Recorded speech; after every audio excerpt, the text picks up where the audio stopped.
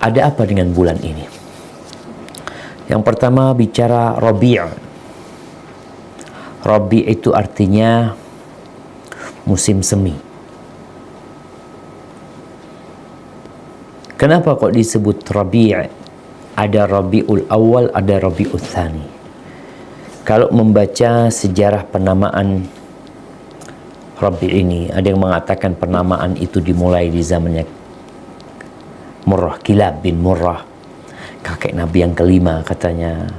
Karena pada waktu itu memang masanya masa turun hujan, kemudian mulai tumbuh pepohonan, bunga-bunga, maka disebut Rabiul Awal.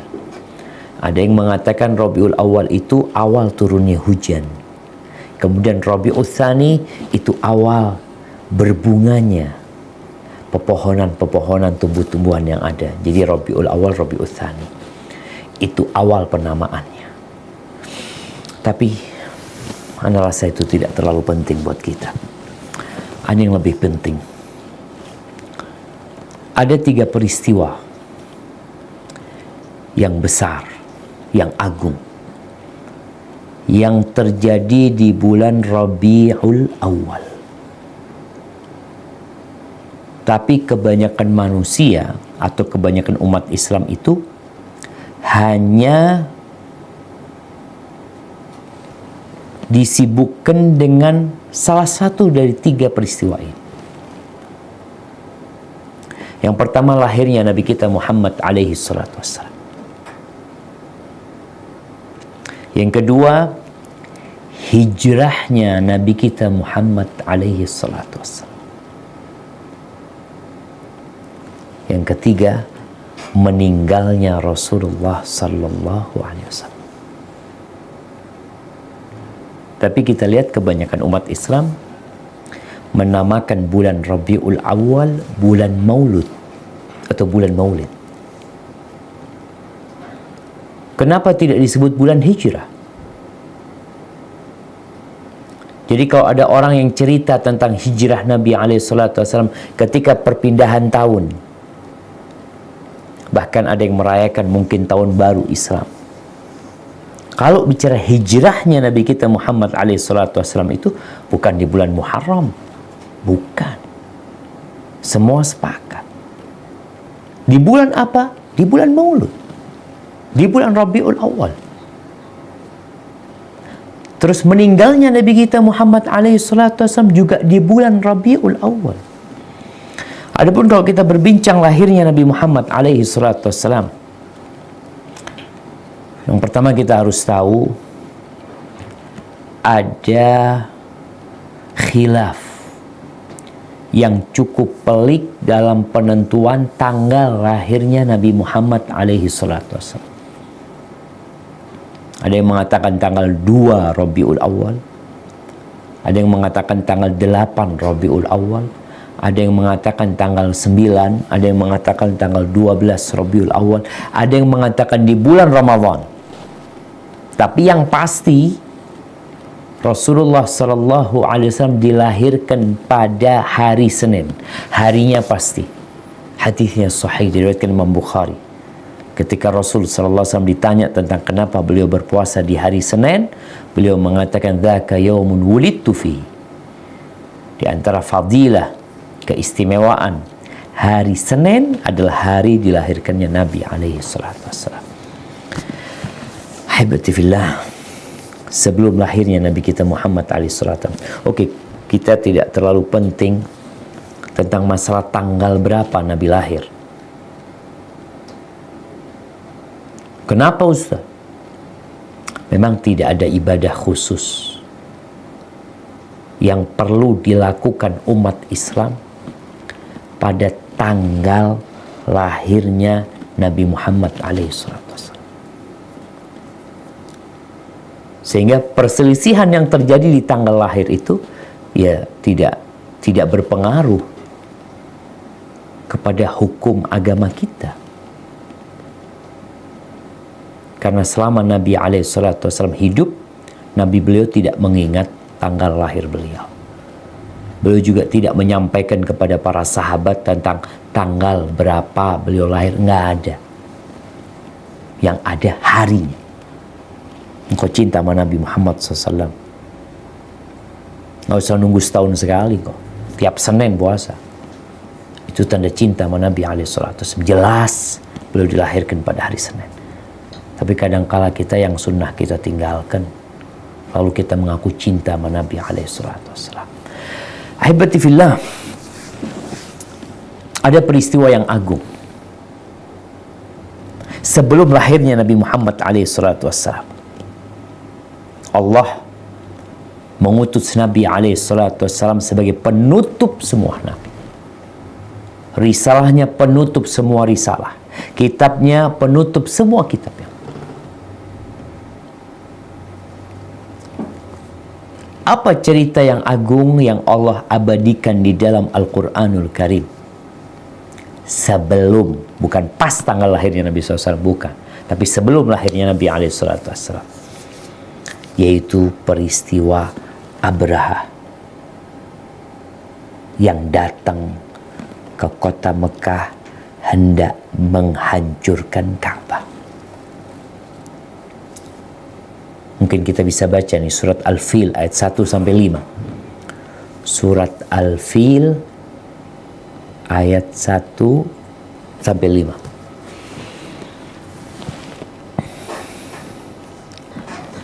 Nah, silakan dibaca.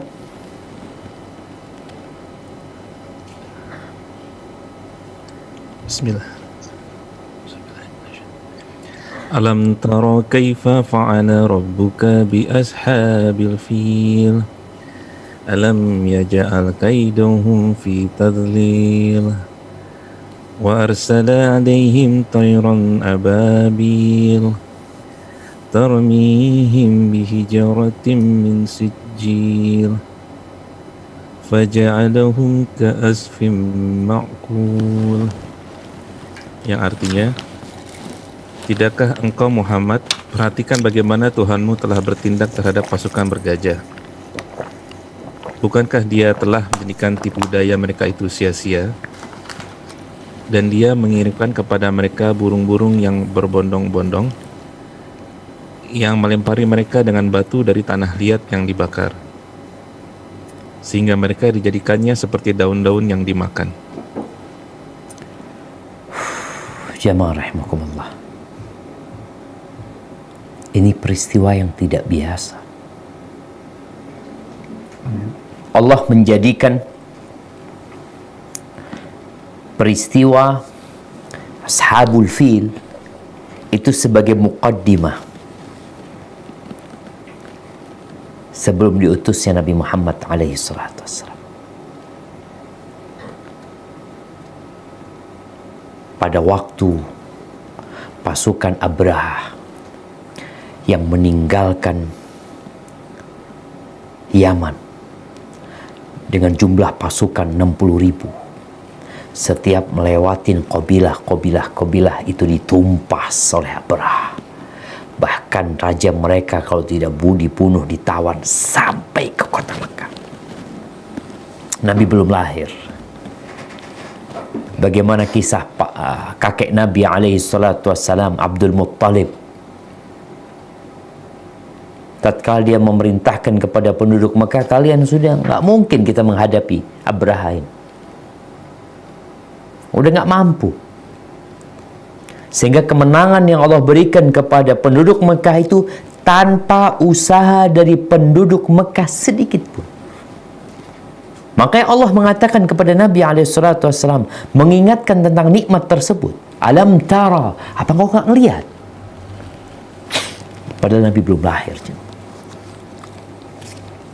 Jadi memang kelahiran Nabi yang agung ini sesuatu yang dinanti-nanti oleh alam semesta ini. Di dalam hadis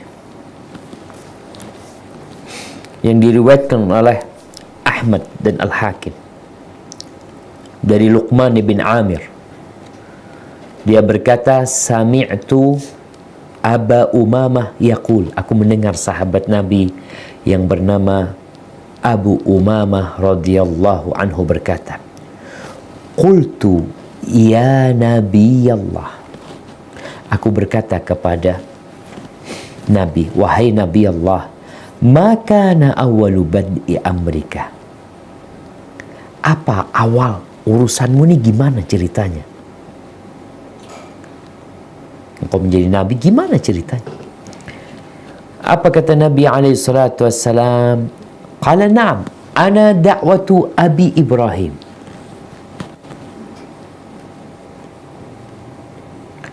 Aku doa ayahku Nabi Ibrahim. Nabi Ibrahim berdoa, wab'ath fihim rasulan minhum. Ya Allah, utus tengah-tengah mereka rasul dari kalangan mereka. Aku doanya bapakku. Wa busyra Isa, dan aku kabar gembira Nabi Isa alaihissalam. Nabi Isa mengatakan, Allah mengatakan tentang Nabi Isa alaihissalam, wa idh qala Isa ibn Maryam ya bani Israil inni Rasulullah ilaikum musaddiqan lima baina yadayya min at-Taurah wa mubashiran bi rasulin ya'ti min ba'di ismuhu Ahmad. Jadi Nabi kita Muhammad SAW itu doanya Nabi Ibrahim, dan kabar gembira yang disampaikan oleh Nabi Isa, oleh Yesus, Nabi Isa alaihissalam menyampaikan kepada kaumnya bahwa aku datang membenarkan Taurat dan memberikan kabar gembira kepada kalian, akan datang seorang Nabi yang namanya Ahmad.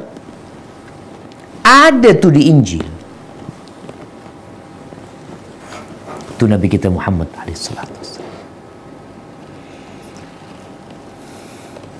Kemudian wara'at ummi hina hamalat bi, dan ibundaku melihat tatkala aku dalam kandungannya, annahu kharaja minha nurun adha'a laha qusur Syam. Ibuku melihat bahwasanya dari dia itu keluar cahaya yang menerangi istana negeri Syam. Ibnu Katsir rahimahullahu ta'ala mengatakan, bisa jadi yang dilihat oleh ibunya kana manaman ra'athu hina hamalat bihi, mimpi yang dia lihat dan ketika beliau mengandung Nabi alaihi salatu wassalam, beliau bermimpi ada cahaya yang keluar dari dirinya yang menerangi istana-istana di Syam. Setelah ibundanya bangun dari tidurnya, dia menceritakan hal itu kepada kaumnya. Akhirnya cerita itu jadi viral di kalangan orang-orang Quraisy sebagai muqaddimah. Ahibati fillah. Ya, yang hari ini kita masih mendengar cacian makian kepada Nabi kita alaihi salatu wassalam. Mereka nggak kenal sama Nabi alaihi salatu wassalam. Mereka dibohongin, sehingga yang mereka cela itu bukan Nabi alaihi salatu wassalam. Yang mereka cela memang orang yang tercela. Tapi Nabi alaihi salatu wassalam, gimana engkau mau mencela? Gimana? Padahal Nabi kita namanya Muhammad, yang artinya yang terpuji. Bicara cahaya, jemaah. Allah berfirman di surat Al-Maidah. Surat Al-Maidah ayat 15-16.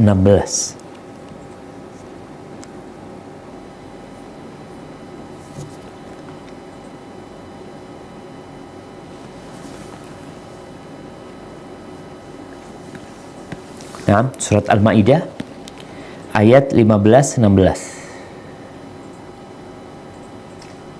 A'udzu billahi minasy syaithanir rajim. Bismillahirrahmanirrahim.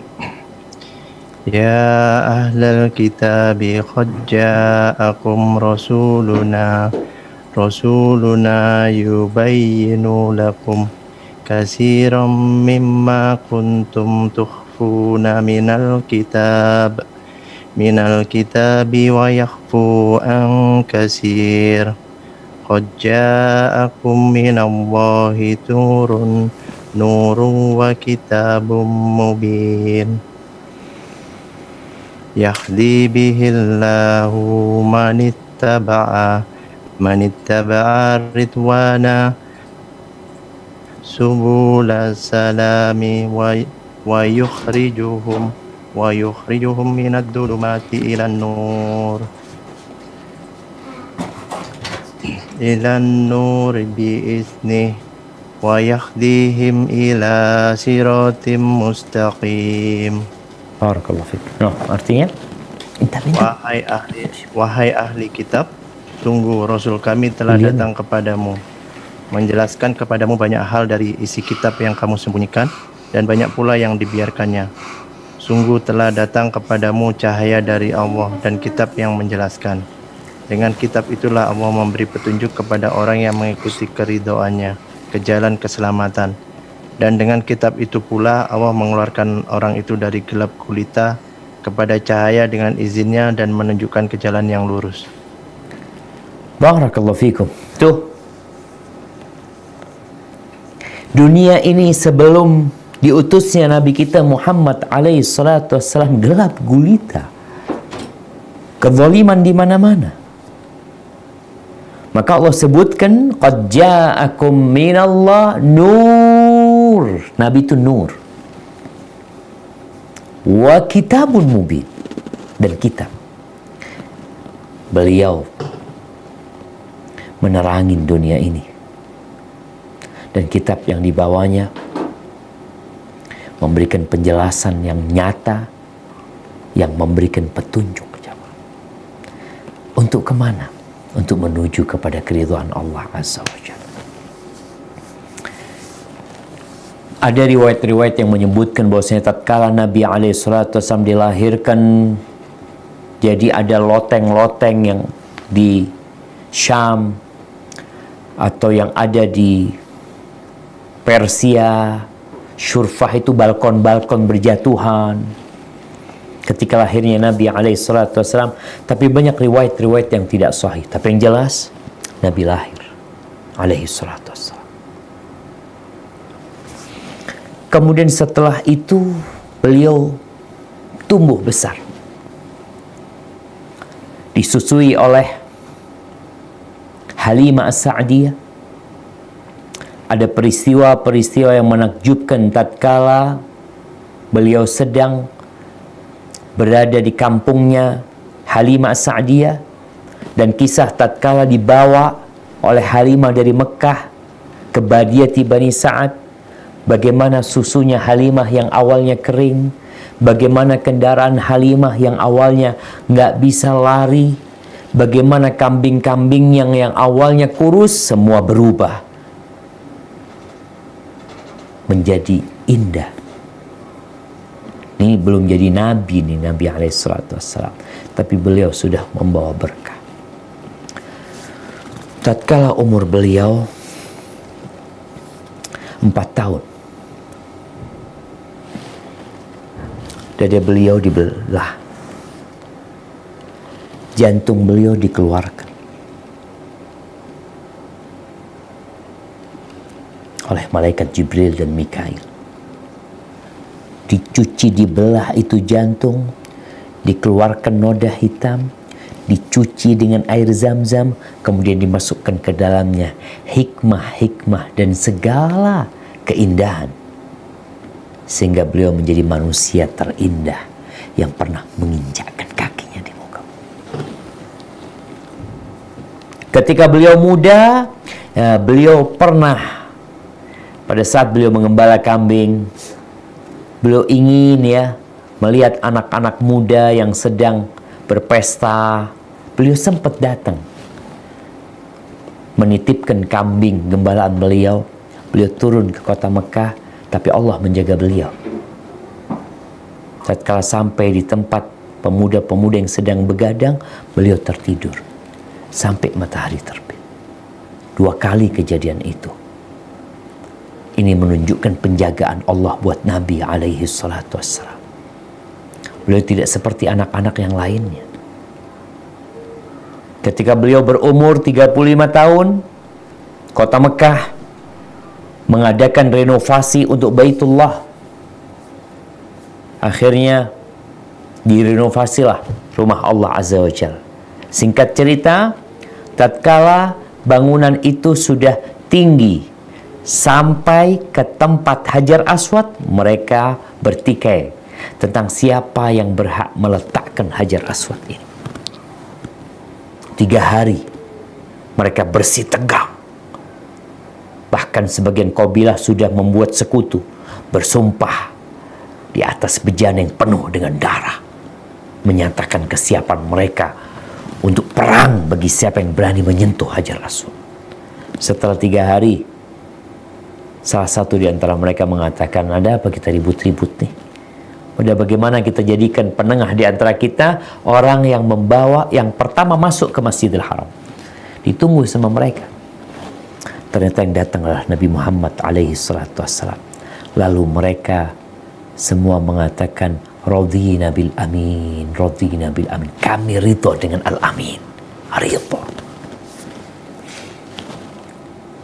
Akhirnya Nabi lah yang meletakkan Hajar Aswad.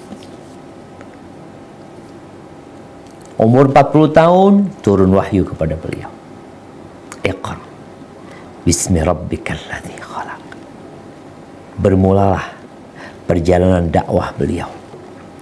Setelah 13 tahun berdakwah, menyampaikan agama Allah dengan perjuangan yang terkadang menyebabkan beliau lelah, cacian dan makian yang tidak berhenti. Bahkan fisik pun disakiti oleh orang-orang Quraisy. Setelah 13 tahun beliau berdakwah, pada tahun 13 kenabian, di tanggal 27 bulan Safar, beliau meninggalkan rumahnya untuk hijrah. Safar Rabiul Awal. Ini peristiwa kedua yang kita banyak melupakannya. Ketika berbincang bulan Rabiul Awal, di akhir Safar beliau meninggalkan rumahnya. Loh, Ustaz, katanya Rabiul Awal hijrahnya. Nah, beliau meninggalkan rumahnya di akhir bulan Safar untuk sembunyi di dalam gua selama 3 hari, 3 malam. Maka di malam ketiga, di pagi harinya, tepatnya pada tanggal 1 kira-kira bulan Rabiul Awal, beliau meninggalkan kota Makkah. Allah Azza wa Jalla berfirman tentang peristiwa yang besar ini, jemaah. Allah berfirman di surat Al-Anfal ayat 30. Nah, silakan dibaca.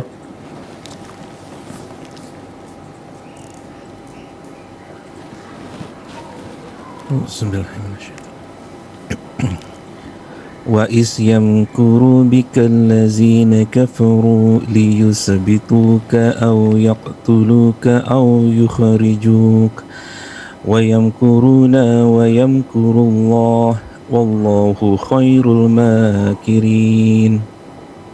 Yang artinya, dan ingatlah ketika orang-orang kafir Quraisy memikirkan tipu daya terhadapmu Muhammad untuk menangkap dan memenjarakanmu atau membunuhmu atau mengusirmu.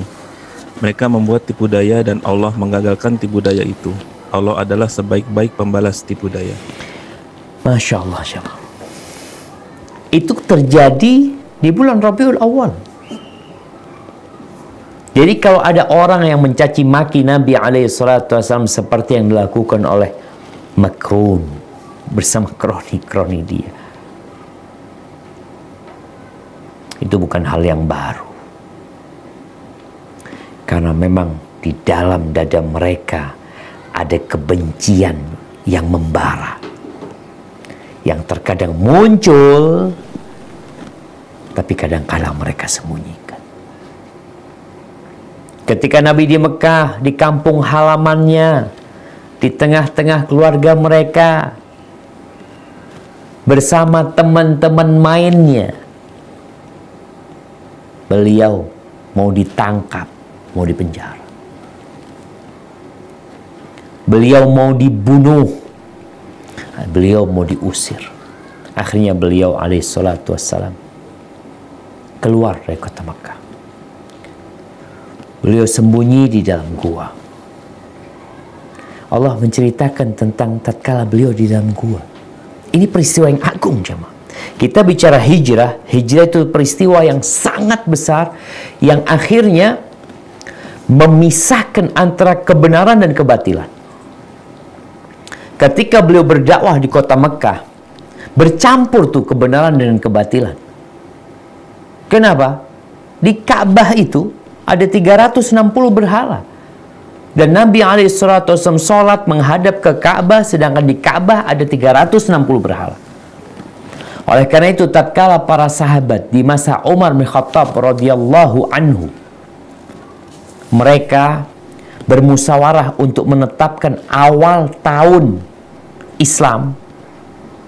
Islam belum punya tahun pada waktu itu. Mereka punya kalender bulan aja. Tahunnya nggak ada. Karena bulan ini sudah ada sejak penciptaan langit dan bumi. 12 bulan tersebut. Maka akhirnya bermusyawarah, gimana kalau dimulai dengan awal datangnya wahyu? Ada yang mengatakan banyak pilihan. Tapi akhirnya mereka memilih dimulai dengan hijrahnya Nabi alaihi salatu wassalam. Berbicara tentang tatkala Nabi di dalam gua. Kita nggak hadir waktu itu. Para sahabat yang sudah sampai ke kota Madinah juga nggak ada di situ. Orang-orang musyrikin juga nggak ada di situ. Tapi Allah menceritakan kepada kita peristiwa indah di dalam gua tersebut. Allah berfirman di surat At-Taubah ayat 40. Naam. إلا تنصروه فقد نصره الله إذ أخرجه الذين كفروا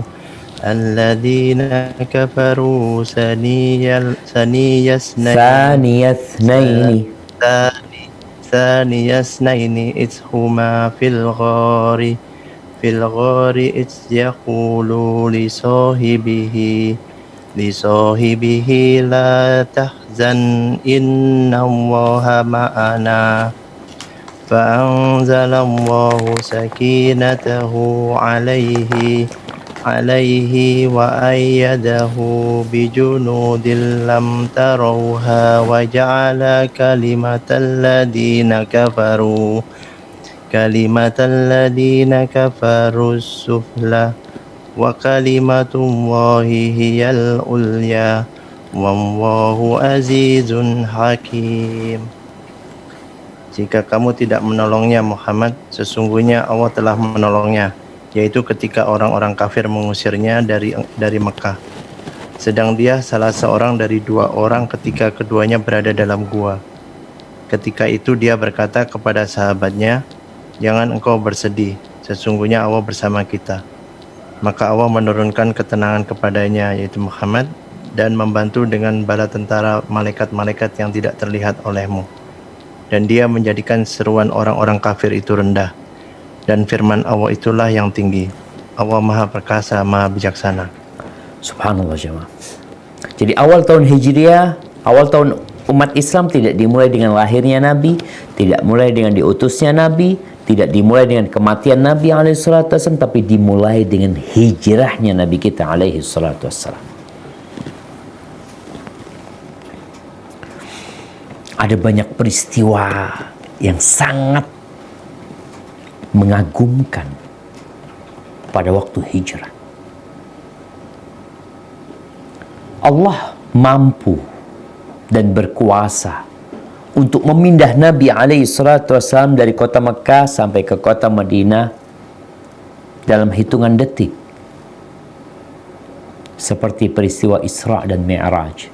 Tapi Allah tidak melakukan itu. Allah ingin memberikan pelajaran kepada kita bahwa untuk meraih kesuksesan perlu perjuangan. Di awal bulan Rabiul Awal, Nabi meninggalkan gua. Setelah 3 hari 3 malam, beliau melanjutkan perjalanan ke kota Madinah bersama Abu Bakar, bersama Amir bin Fuhairah, bersama penunjuk jalan Abdullah bin Uraiqid. Orang-orang Mekah kecolongan. Mereka kehilangan Nabi alaihissalatu wassalam. Akhirnya mereka mengumumkan sayembara 100 ekor onta yang dapat mendatangkan Rasul sallallahu alaihi wasallam. Maka bermunculanlah para pengejar sayembara ini jemaah. 100 ekor onta berapa jemaah? Kalau satu onta 30 juta, 3 miliar jemaah. Untuk kepalanya Nabi Muhammad SAW. Di antara yang turut untuk mengejar Nabi SAW adalah Suraqah bin Malik. Ketika itu Suraqah menceritakan, karena nanti Suraqah ini masuk Islam. Suraqah bercerita, ketika itu aku lagi duduk bersama sahabatnya, bersama orang-orang dia. Kata dia, tahu-tahu ada satu orang yang datang. Kita lagi kumpul, ada satu orang datang. Dia mengatakan, "Ya Suraqah, inni qad ra'aitu aswidatan bis-sahil." Aku melihat ada beberapa orang berjalan di jalan pantai. Karena memang Nabi SAW tidak melalui jalan yang biasa dilalui oleh orang-orang kafilah dagang. Enggak. Kata orang ini mengatakan, arahuma Muhammadan wa ashab. Kayaknya itu Muhammad bersama kawan-kawannya. Suraqah dalam hatinya, kayaknya benar nih, kata Suraqah. Tapi karena Suraqah ingin sayembara itu dia yang mengambilnya, maka Suraqah mengatakan, enggak, bukan Muhammad tuh. Itu fulan, kita kirim mereka untuk mencari onta-onta kita yang hilang, kata dia. Oh, ya udah diam. Akhirnya Suraqah ini tahu itu. Dalam hati kecil Suraqah itu kayaknya Nabi Muhammad SAW. Setelah ngobrol sesaat, Suraqah masuk ke rumahnya. Dia mengatakan kepada budak perempuannya, engkau bawa kudaku di balik bukit. Dibawalah. Lalu Suraqah menyusul, dan Suraqah mengambil tombaknya, dan dia pun berangkat untuk mengejar Nabi Muhammad SAW. Kapan peristiwa itu? Bulan Rabiul Awal. Di awal bulan Rabiul Awal. Sampai akhirnya, karena Suraqah memang Nabi SAW naik onta, Suraqah naik kuda. Akhirnya kuda Suraqah mendekat dengan Nabi SAW. Sampai dikatakan oleh Suraqah, aku itu bisa mendengar suara Nabi SAW baca Quran dari dekatnya. Suraqah melihat Nabi SAW dengan tenangnya, sedangkan Abu Bakar ketakutan. Dia khawatir dengan Nabi SAW. Ketika Suraqah mendekat, tahu-tahu kedua kaki kuda Suraqah itu terperosok ke dalam padang pasir. Masuk. Dan Suraqah terpelanting. Lalu Suraqah mengeluarkan kudanya itu lagi. Dalam benak dia, 100 ekor onta. Dia kejar lagi. Ketika sudah mendekat, kudanya terperosok kembali. Abu Bakar terus tolah-toleh, kata Suraqah bin Malik. Kemudian yang ketiga, Suraqah mengejar kembali dan terperosok untuk yang ketiga kalinya. Dan tatkala Suraqah menarik kaki kudanya, keluar asap. Kemudian Suraqah bin Malik mengatakan kepada Rasul sallallahu alaihi wasallam, "Sudah, aku nggak akan menyakiti kalian," kata dia. Dan Suraqah pun jalan kaki menuju kepada Nabi alaihi salatu wasallam. Dan Suraqah takut nanti dia terperosok seperti kudanya. Setelah dia mendekat kepada Nabi alaihi salatu wassalam, Suraqah mengatakan, kaummu itu mengumumkan sayembara 100 ekor onta buat engkau, dan mereka ingin membunuh. Apa yang harus aku lakukan, Nabi SAW? Suraqah menawarkan bekal yang dia bawa, tapi Nabi mengatakan, enggak, kita enggak perlu sama bekalmu, kita punya bekal. Cuma kita minta kepadamu, engkau sembunyikan berita tentang kita ini. Dan Suraqah minta surat agar dia nanti ketika berjumpa sama Nabi SAW, ketika Allah menampakkan urusan Nabi, karena Suraqah yakin dengan peristiwa itu Nabi SAW akan muncul memberikan segala rahmat dan keindahan buat alam semesta ini. Suraqah yakin.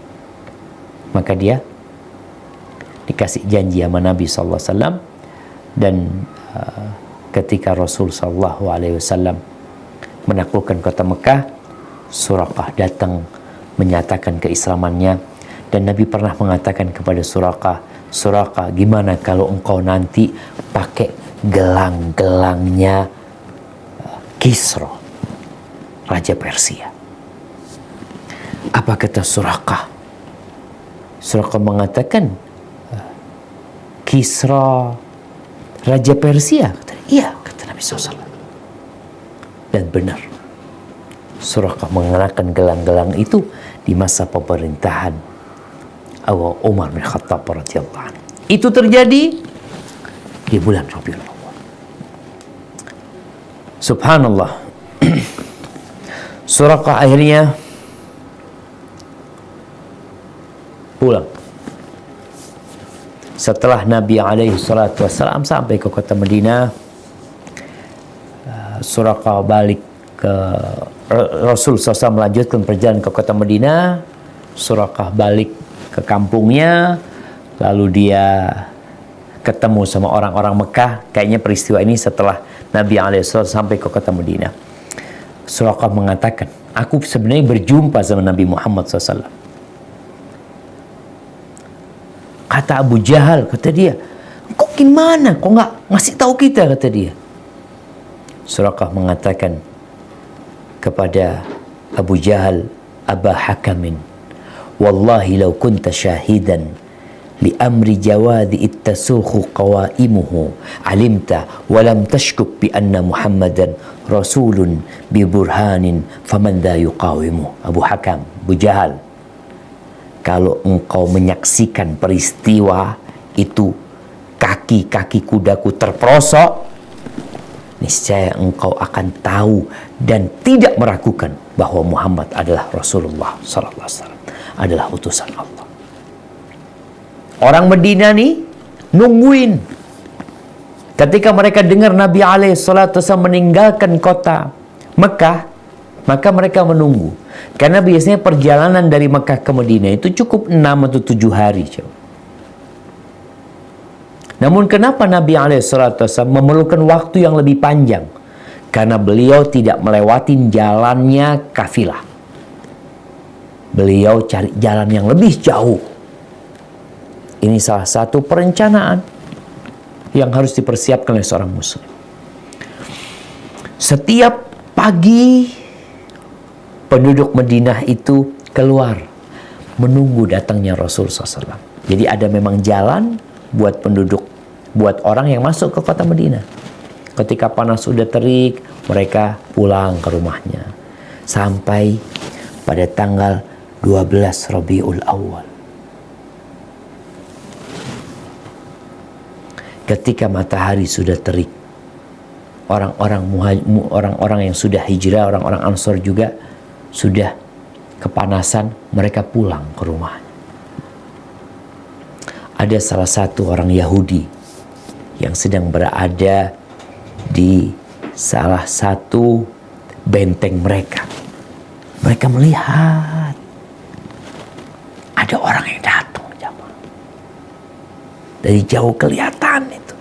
Maka teriak orang ini, "Ya alal Arab, hada jaddukum." Ini keberuntungan kalian yang kalian tunggu-tunggu beberapa hari, kata udah datang. Maka keluarlah orang-orang itu, jamaah, menyambut Rasul sallallahu alaihi wasallam tepatnya pada tanggal 12 Rabiul Awal, jadi tahun pertama Hijriah, tahun ke-13 kenabian sallallahu alaihi wasallam.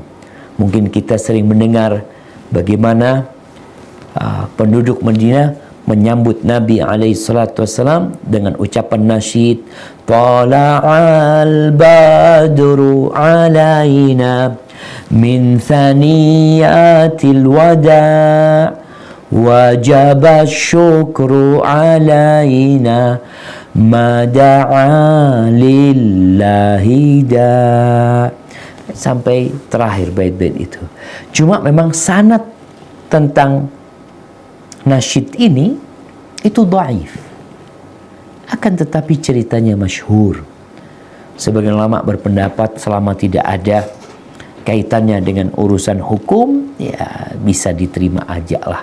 Yusta'nas bihi. Itu cerita tanggal 12 Rabiul Awal. Bagaimana bahagianya kota Madinah. Anas bin Malik radhiyallahu anhu menceritakan kota Madinah dengan datangnya Nabi sallallahu alaihi wasallam jadi terang benderang, jemaah. Suraqah yang awalnya ingin membunuh Nabi alaihi salatu wasallam berbalik membela Nabi alaihi salatu wasallam. Nih, orang-orang yang ingin tahu tentang Nabi alaihi salatu wasallam dan kebenaran dakwanya, baca perjalanan hidup Nabi alaihi salatu wasallam. Cukup itu jadi bukti kalau beliau adalah utusan Allah SWT, tidak seperti yang diceritakan oleh Makrun, oleh para orientalis. Dengan datangnya Nabi SAW, kota Madinah jadi terang benderang. Namun setelah 11 tahun, 10 tahun, bukan 11 tahun, afwan. Setelah 10 tahun, tepatnya di waktu duha, pada tanggal 12 Rabiul Awal, di hari Senin, di hari lahirnya Nabi SAW. Dan ini pada hari Senin tanggal 12 Rabiul Awal tahun ke-11 Hijriah, Nabi kita Muhammad SAW meninggal dunia. Itu menjadi musibah yang terbesar buat kita umat Islam. Nabi SAW menyampaikan kepada para sahabatnya. Beliau mengatakan, "Idza asaba ahadakum musibatun falyadhkur musabahu bi fa innahu a'zamul masaib." Apabila seseorang di antara kalian tertimpa musibah, maka hendaklah dia mengingat musibah dia ditinggal mati oleh aku. Karena itu sesungguhnya musibah yang paling besar. Bagaimana tidak, jemaah? Bagaimana kematian Nabi SAW tidak menjadi musibah yang paling besar? Wahyu berhenti, kenabian mati. Bahkan dengan meninggalnya Nabi SAW muncul bangsa-bangsa Arab yang murtad. Dan ini menjadi awal kurangnya Allah menyempurnakan agamanya. Tapi dengan kematian Nabi SAW, maka mulai muncul sekte-sekte, kelompok-kelompok yang menyimpang dari agama Allah SWT. Ahibati fillah, berbincang tentang kematian Nabi SAW. Allah berfirman di surat Az-Zumar ayat 30-31. Naam, tafadhal, dibaca.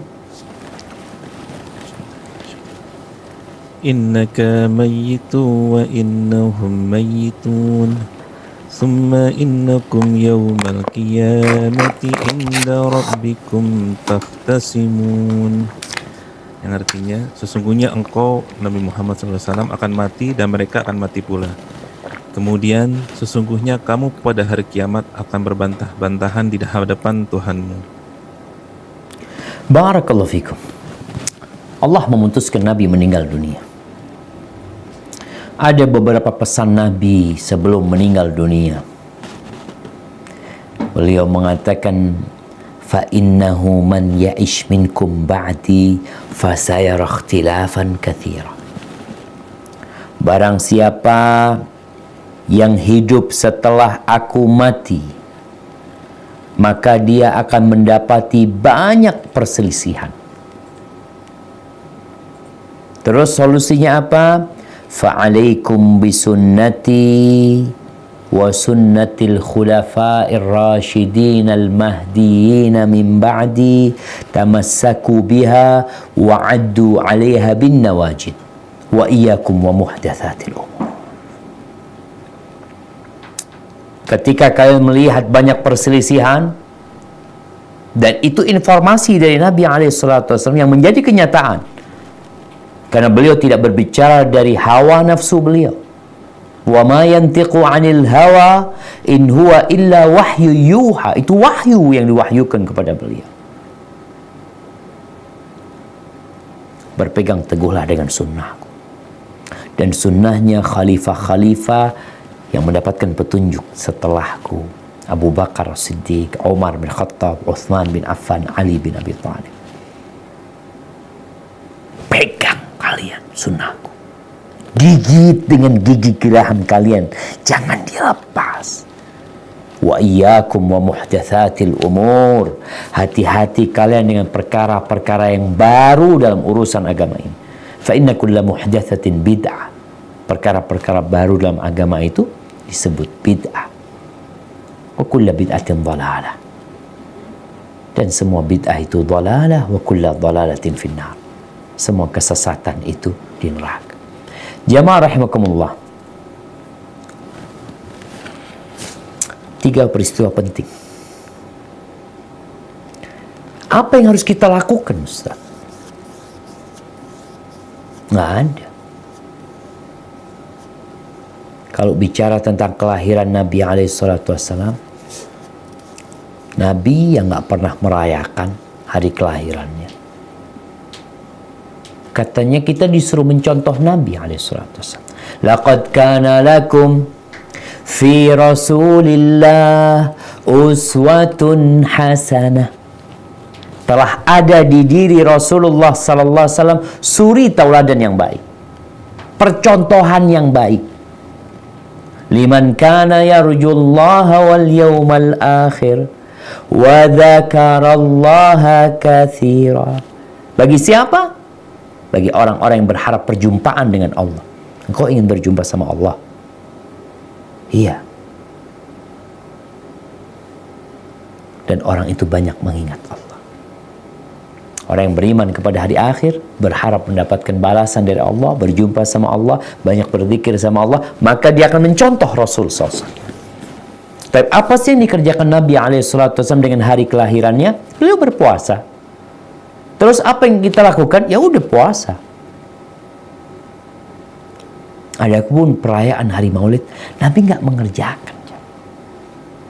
Enggak. Benar? Iya. Nggak percaya?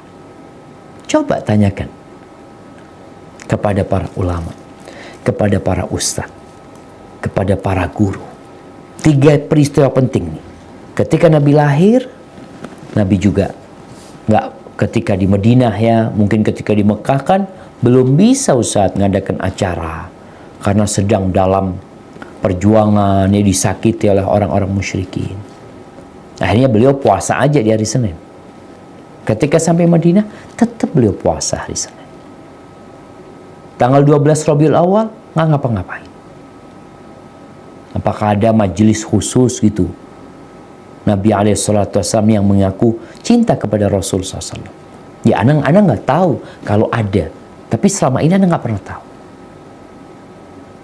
Di masa Nabi SAW, 12 Rabiul Awal beliau sampai ke kota Madinah, hijrah tuh. Tahun kedua 12 Rabiul Awal ada apa? Nggak ada apa-apa. Tahun ketiga ketika tanggal 12 Rabiul Awal ada apa? Nggak ada apa-apa. Terus tanggal keempat, kelima, keenam, ketujuh, ke-8, ke-9, ke-10, ke-11 ada peristiwa. Tapi bukan perayaan. Itu kematian Nabi Muhammad SAW.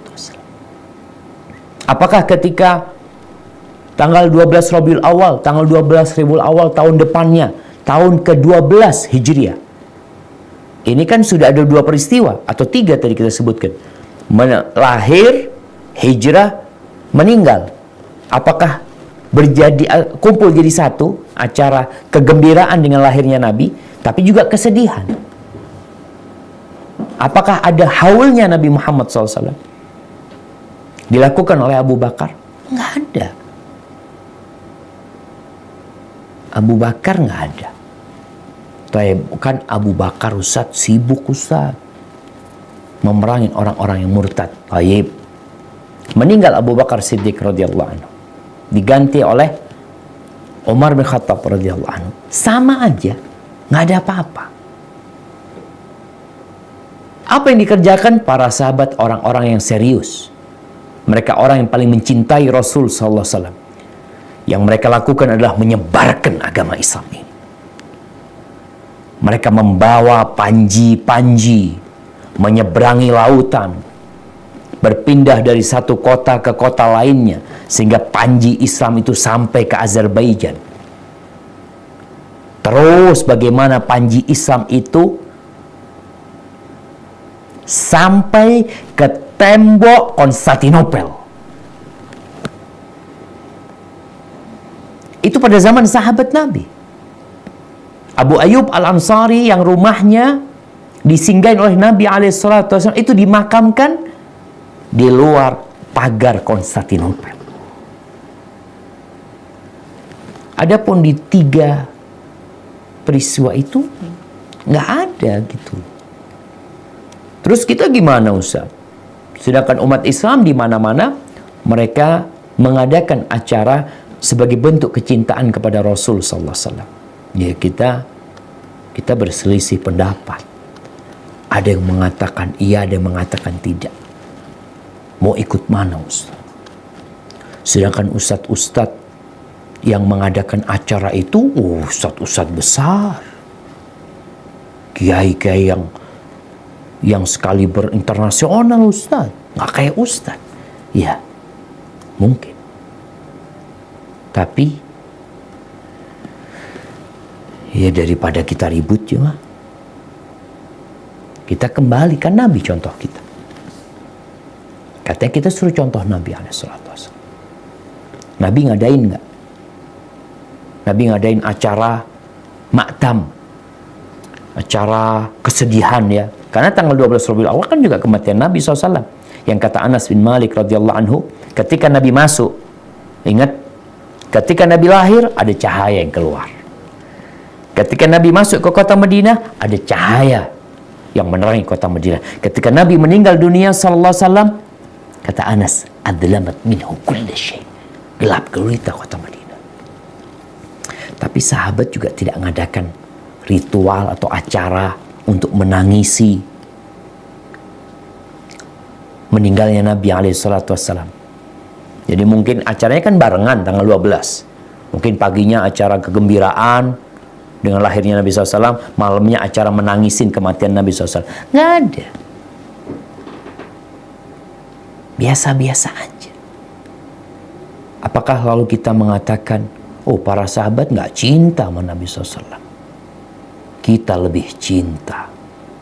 Kita lebih ngerti bagaimana mencintai Nabi SAW daripada Abu Bakar, daripada Umar, daripada Uthman, daripada Ali. Ali bin Abi Thalib, menantu Nabi SAW. Bapaknya Hasan dan Husain. Apakah kemudian Hasan dan Husain juga merayakan hari kelahiran Nabi SAW.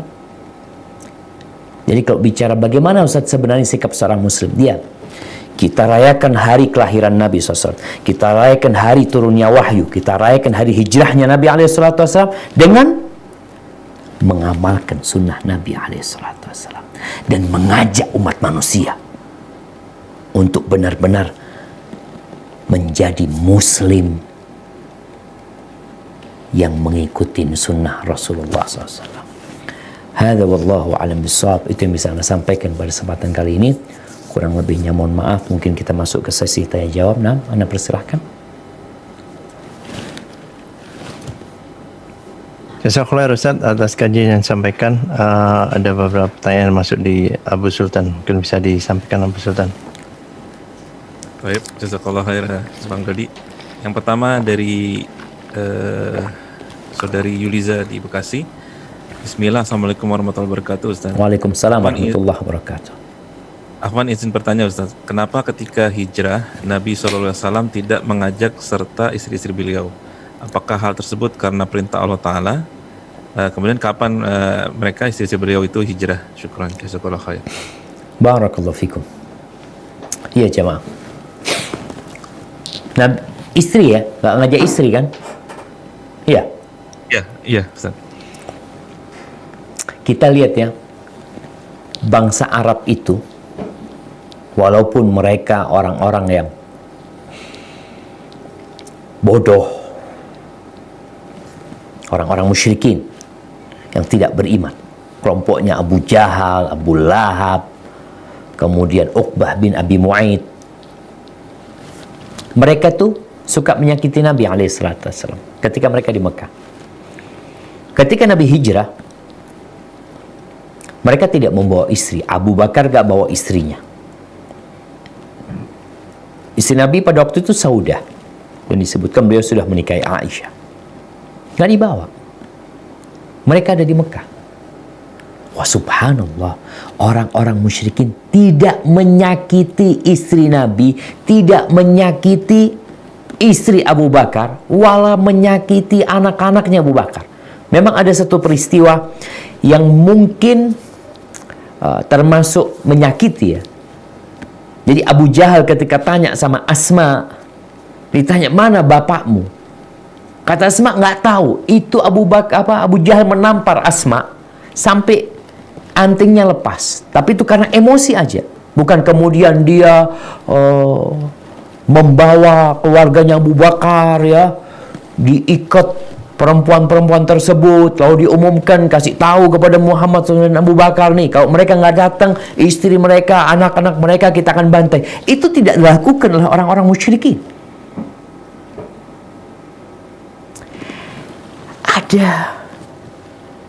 Ada kehormatan masih di diri mereka.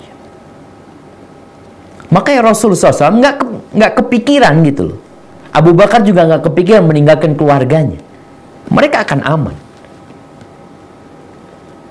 Rasul SAW diutus ya maaf. Nih, yang kadangkala masih mencela bangsa Arab.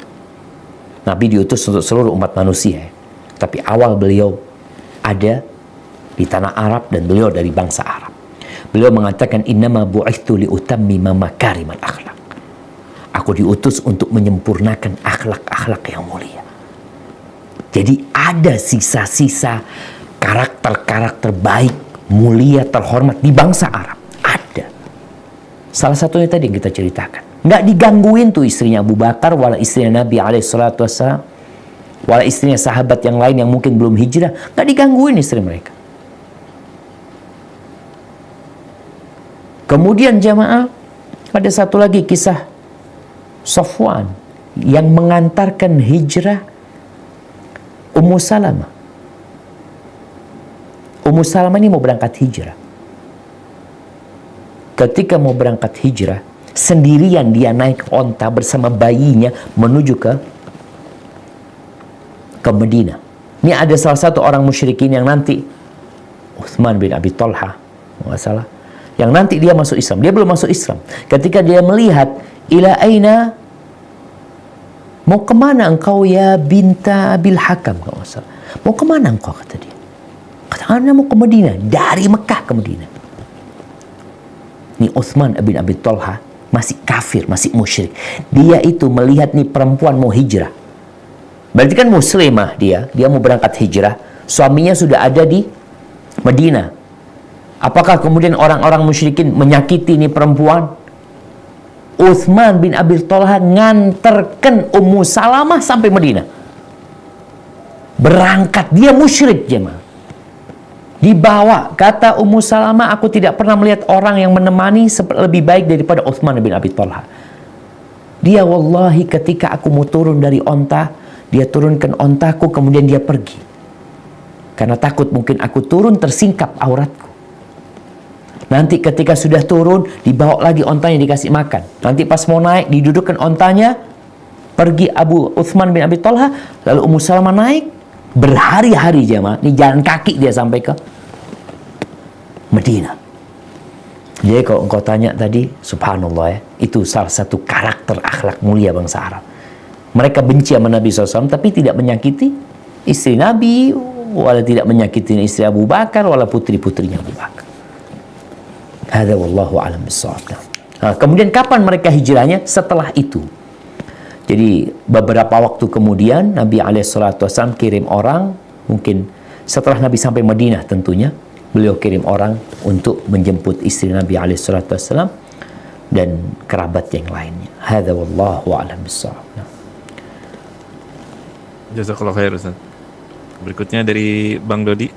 Ana persilakan. Tafadhol. Waalaikumsalam Ustaz. Izin bertanya Ustaz. Waalaikumsalam warahmatullahi wabarakatuh. Nah, Dari penjelasan yang Ustaz sampaikan tadi bahwa ada tiga momen, dan sepertinya yang paling masyhur dan paling sahih yaitu 12 Rabiul Awal itu Rasulullah SAW wafat, Ustaz. Sementara kita tahu di luar banyak orang yang merayakan sebagai Maulid Nabi.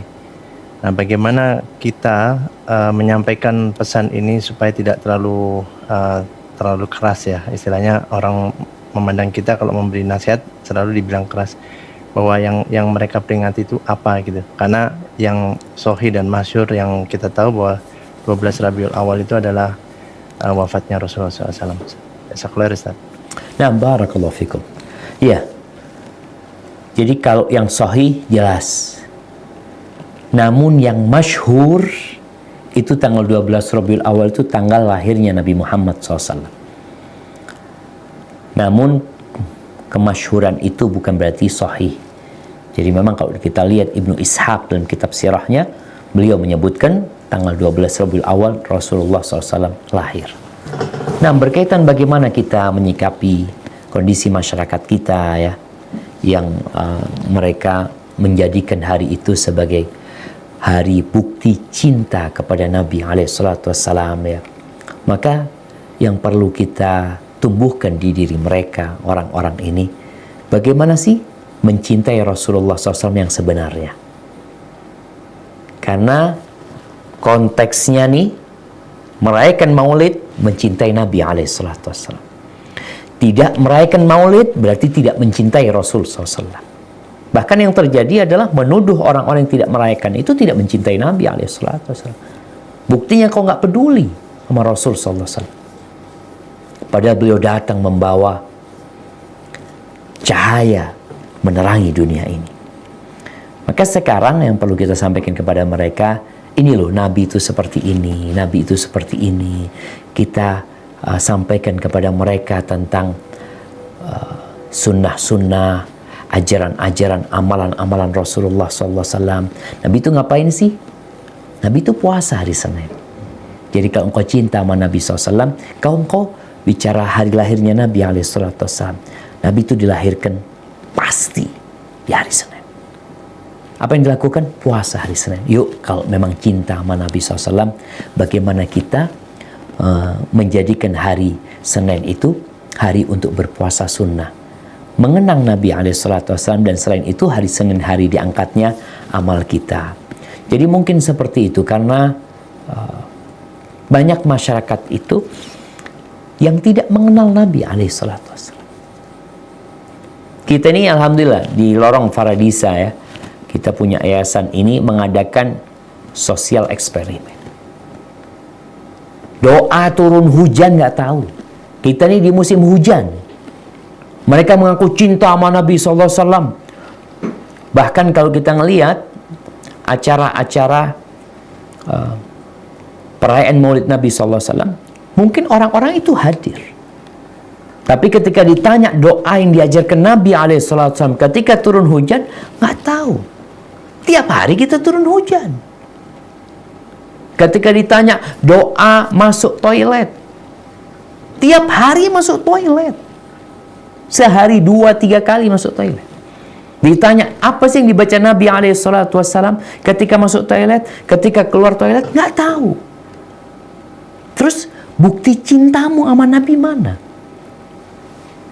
Kadang-kala di sini, makanya yang perlu kita lakukan adalah bagaimana sekarang menumbuhkan di diri masyarakat ini cinta yang benar kepada Nabi SAW.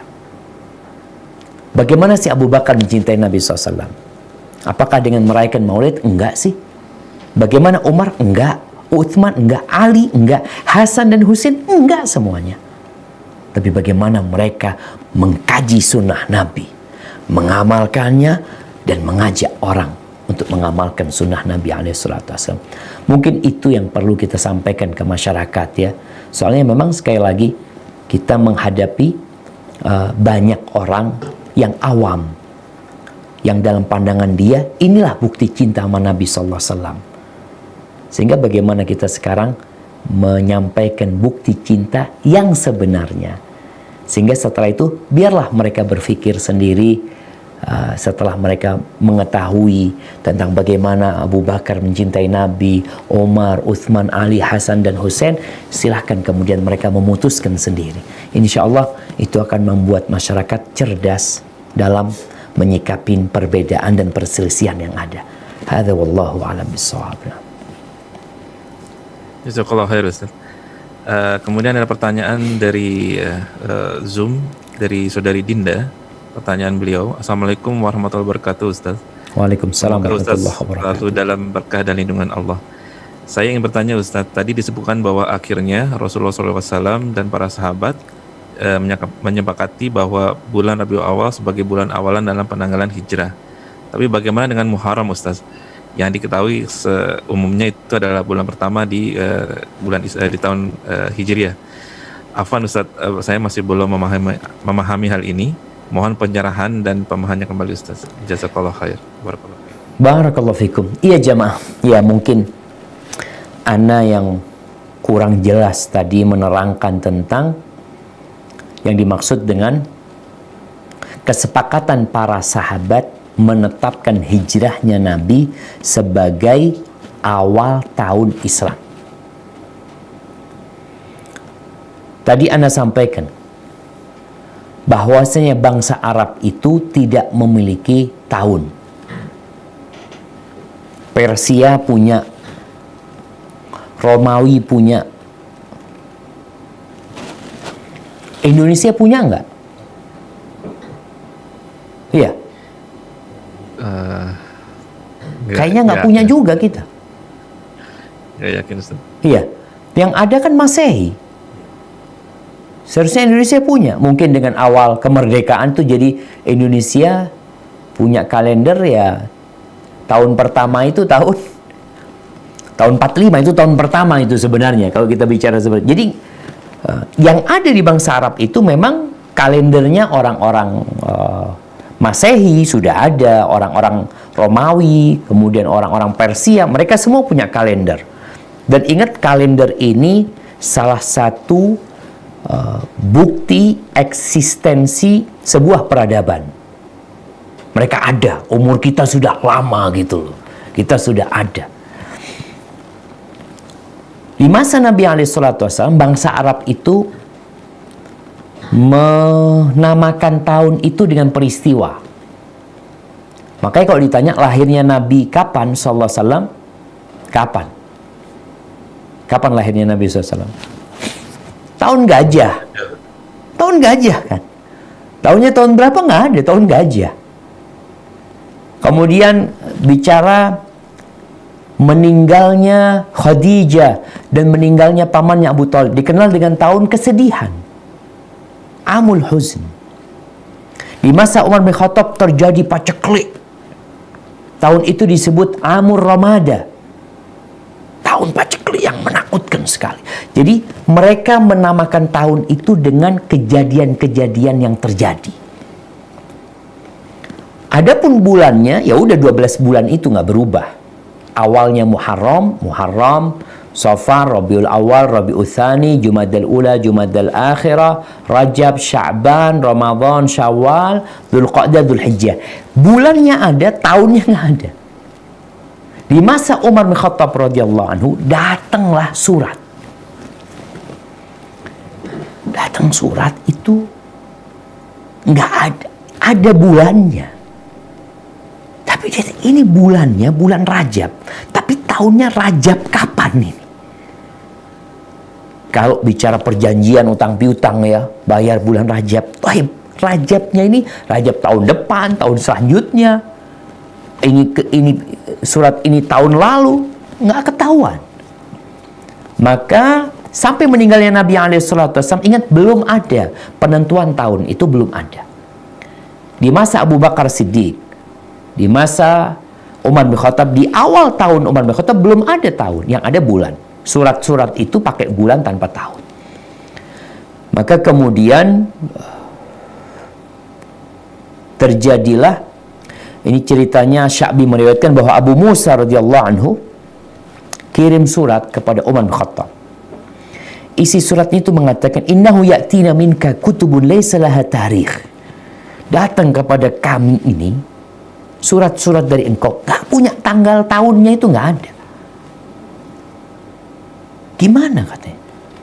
Faqala ba'duhum, sebagian mengatakan, udah, kalian gimana kalau pakai awal diutusnya Nabi SAW.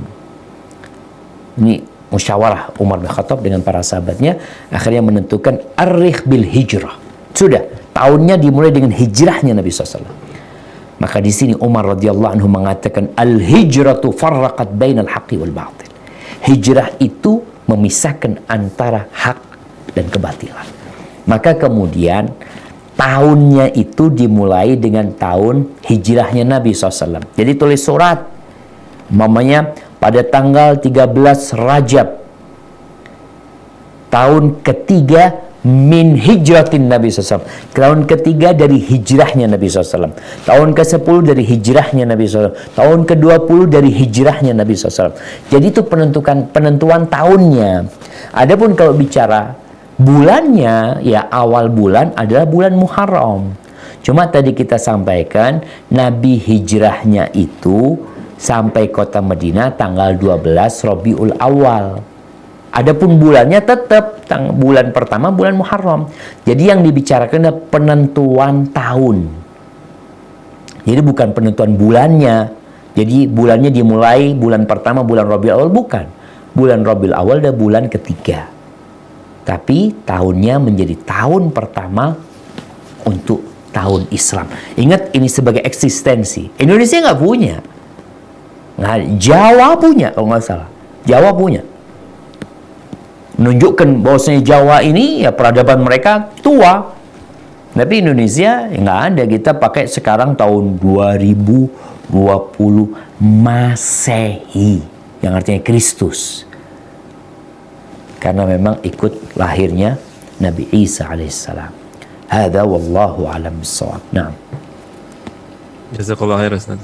Berikutnya ada pertanyaan agak kurang sesuai dengan tema Ustaz, tapi agak menarik nih pertanyaan Ustaz. Naam. Dari Fatimah. Assalamualaikum warahmatullahi wabarakatuh. Waalaikumsalam warahmatullahi wabarakatuh. Maaf, pertanyaan keluar dari topik karena sangat urgent untuk keputusan saya kepada anak. Ustaz, anak saya ini laki-laki, sudah usia 28 tahun dan sudah siap menikah. Karena saya dan suami sama-sama Arab, mungkin keturunan Arab ya, kami meminta dia menikah dengan wanita yang juga keturunan Arab. Namun dia menunjukkan calon bukan wanita dari keturunan Arab. Namun wanita ini memang agamanya bagus dan juga mereka tidak pacaran, Ustaz. Tapi beliau ini menolak karena ingin menantunya itu dari keturunan wanita Arab. Apakah beliau salah, Ustaz? Lalu bagaimana solusinya? Jazakallah khair. Barakallahu fikum. Ya jemaah, menikah ini bebas. Ana mau nikah sama orang Padang, mau nikah sama orang Madura, mau nikah sama orang Sunda, mau nikah sama orang Arab, mau nikah sama orang Inggris, Perancis, mana aja sebenarnya bebas. Karena secara umum, kullukum min Adam wa Adam min turab. Semua kalian itu dari Adam, dan Adam tercipta dari tanah. La fadla li Arabin ala ajami. Orang Arab nggak lebih baik daripada orang non-Arab. Wala ajami bi afdal min Arabi. Dan orang ajam pun non-Arab nggak lebih mulia karena kulitnya putih. Umpamanya dari Inggris merasa lebih mulia. Enggak, sama. Orang hitam sama orang putih sama. Nggak lebih utama orang putih. Yang hitam juga nggak lebih utama daripada orang yang putih. Enggak. Terus illa bittaqwa. Jadi kemuliaan, kehormatan itu Allah letakkan di sesuatu yang diusahakan. Bukan sesuatu yang diciptakan oleh Allah SWT. Enggak. Soalnya kalau kita bicara kehormatan itu ada sesuatu yang Allah ciptakan. Namanya tadi yang bawaan lahir. Ya udah, orang non Arab, nah ana Ustaz bukan orang Arab, berarti ana nggak pernah akan jadi orang terhormat. Kenapa? Orang terhormat itu ya orang Arab, umumnya. Enggak. Umumnya lahir kulitnya itu maju, sudah habis sudah. Ana jadi orang yang hina. Enggak kayak gitu. Kehormatan itu ada di takwa. Terus gimana tadi? Ya orang tua ngomong sama anaknya, "Nak, Aba ibu minta engkau cari orang Arab yang solehah, yang hafid Quran." Nggak apa-apa ibu, abah mengatakan. Terus kalau nggak dapat,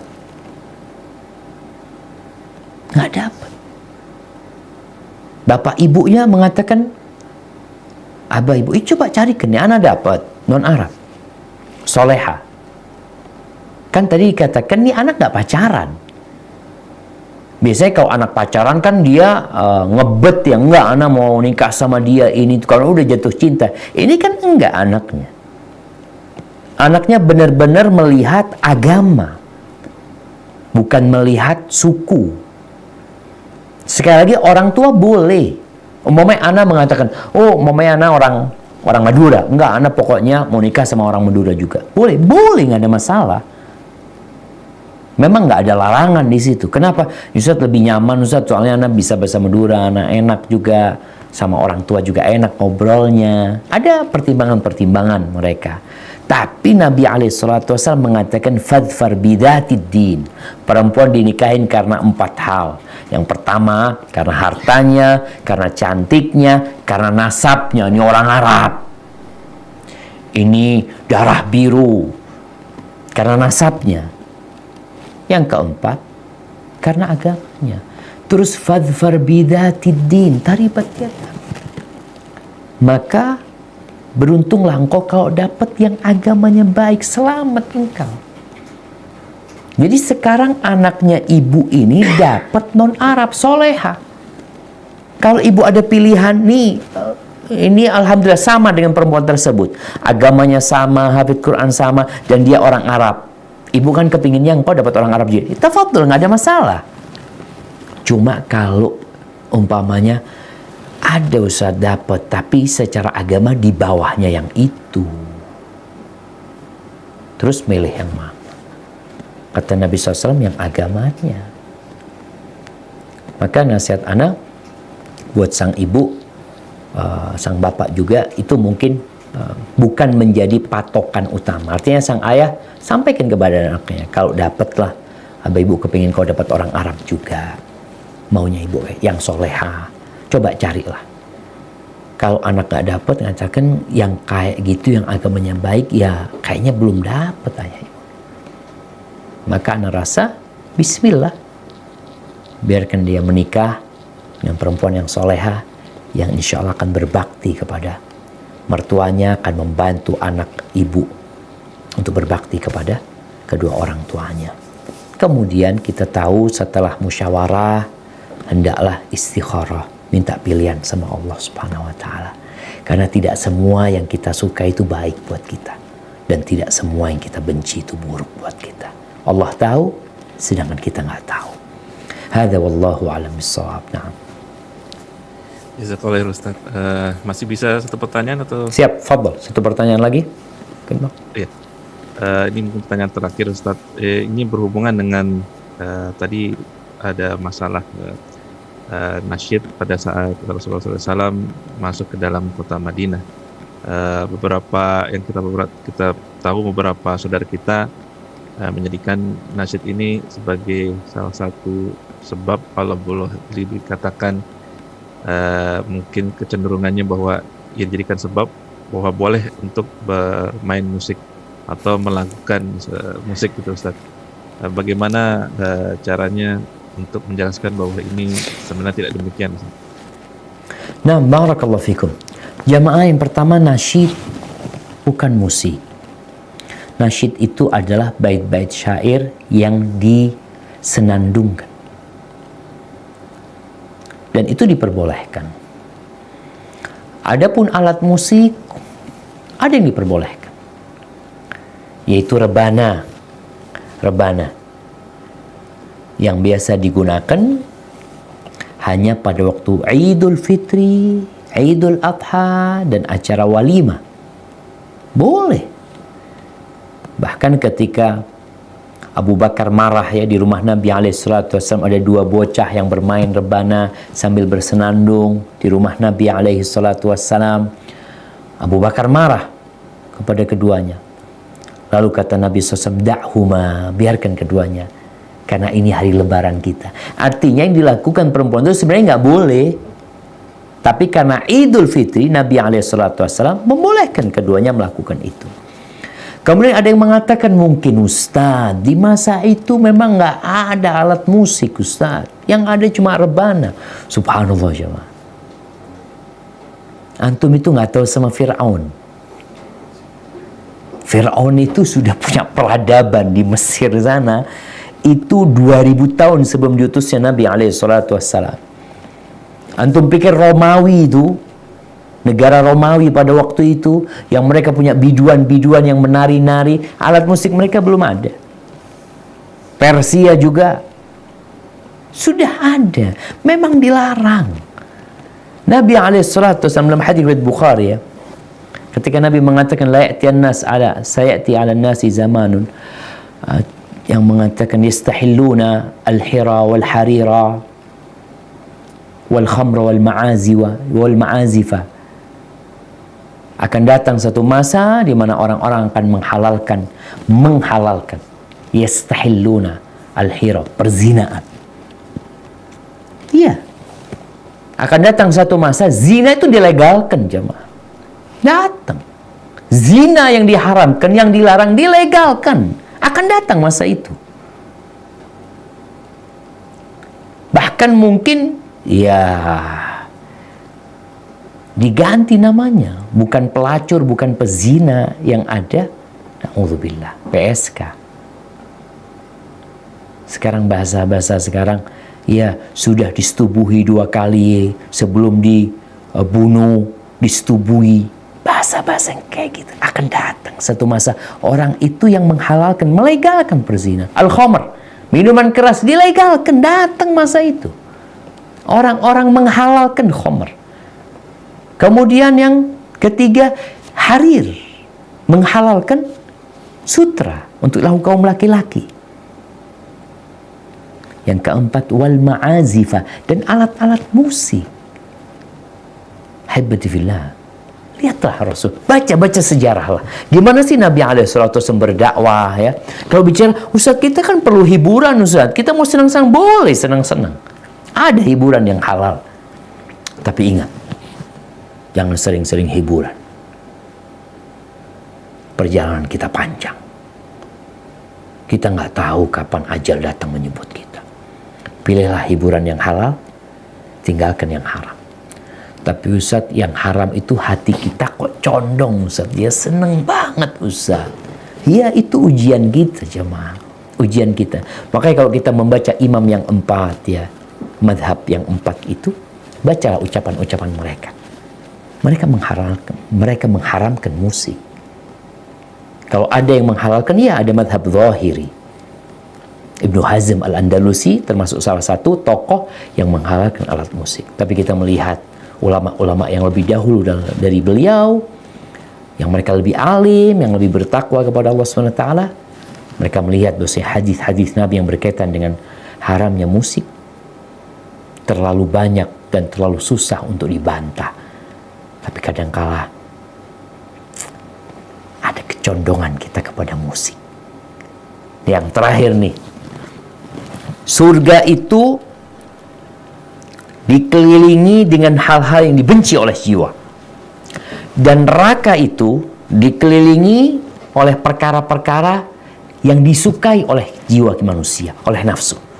Tatkala kita menghadapi satu masalah, ana bingung Ustadz, soalnya sebagian Ustadz itu menghalalkan musik dan sebagian mengharamkan. Antum lihat, nafsu antum condong kemana? Kalau condong ke musik, tinggalkan. Karena kalau kecondongan kita ke sana, takut nganterkan kita ke neraka. Karena neraka ini diliputi dengan syahwat-syahwat ke sana semuanya. Sedangkan surga, berat mau ke surga. Jadi ke surga itu seakan-akan kita menghilangkan kesenangan kita. Ya memang kayak gitu. Hadza wallahu a'lam bishawab, itu yang bisa Anda sampaikan.